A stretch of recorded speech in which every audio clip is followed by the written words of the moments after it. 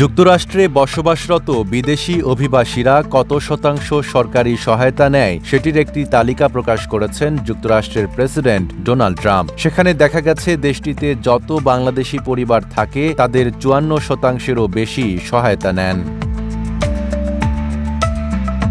সামাজিক মাধ্যম ট্রুথ সোশ্যালে ১২০টি দেশ ও অঞ্চলের তালিকা প্রকাশ করেছেন ট্রাম্প। সেখানে ভারত বাদে দক্ষিণ এশিয়ার সব দেশের নাম আছে। ভারতের নাম কেন রাখা হয়নি সেটি স্পষ্ট নয়। যুক্তরাষ্ট্র অভিবাসীদের বিভিন্নভাবে সহায়তা করে থাকে। এর মধ্যে খাদ্য, সরকারি স্বাস্থ্য এবং ঘর ভাড়ার জন্য সরকার সহায়তা দেয়।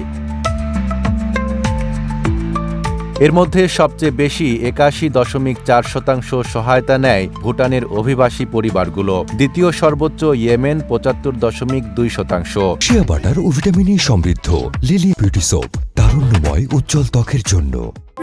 আর তৃতীয় সর্বোচ্চ ৭১.৯% সোমালিয়ার অভিবাসী পরিবারগুলো সহায়তা নেয়। ট্রাম্পের প্রকাশিত তালিকা থেকে দেখা গেছে দক্ষিণ এশিয়ার মধ্যে বাংলাদেশি পরিবারগুলোই ৫৪.৮% সহায়তা নেয়। দক্ষিণ এশিয়ার অন্যান্য দেশগুলোর মধ্যে আফগানিস্তান ৬৮.১%, নেপাল ৩৪.৮% এবং পাকিস্তান ৪০.২%। নাইম আরাবী, ঢাকা পোস্ট।